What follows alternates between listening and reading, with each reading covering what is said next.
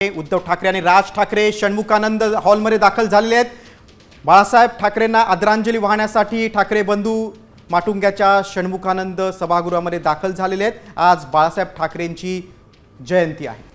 हिंदू हृदय सम्राट शिवसेना प्रमुख बाळासाहेब ठाकरे यांची आज जन्मशताब्दी त्यांचं वर्ष आहे आणि या निमित्तानं माटुंग्यातल्या षण्मुखानंद सभागृहामध्ये भव्य सोहळ्याचं आयोजन करण्यात आलेलं आहे आणि या सोहळ्यासाठी दोन्ही ठाकरे बंधू आता दाखल झालेले आहेत। महानगरपालिका निवडणुकीच्या पार्श्वभूमीवर आता राज ठाकरे उद्धव ठाकरे काय बोलणार का? केडीएमसी मध्ये ज्या राजकीय घडामोडी घडल्या त्याच्यावर राज ठाकरे भाष्य करणार का हे बघणं खूप महत्त्वाचं आहे।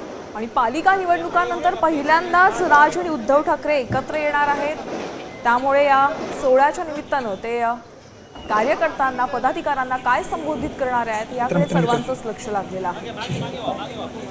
मुंबई महानगरपालिका निवडणुकीच्या निकालावर काय भाष्य करतात ते देखील बघणं महत्त्वाचं आहे।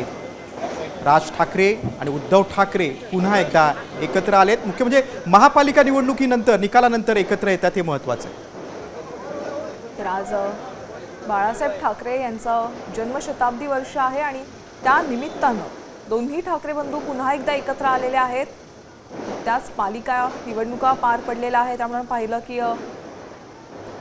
त्यावरून आता उद्धव आणि राज ठाकरे काय संबोधित करणार आहेत, काय मार्गदर्शन करणार आहेत याकडे सर्वांचंच लक्ष लागलं। नक्कीच आपली राजकीय भूमिका काय पुन्हा एकदा ते स्पष्ट करतात का ते बघणं खूप महत्त्वाचं आहे। राज आणि उद्धव यांच्या वक्तव्याकडे आता सगळ्यांच्या नजरा पुन्हा एकदा लागलेल्या आहेत। नुकतंच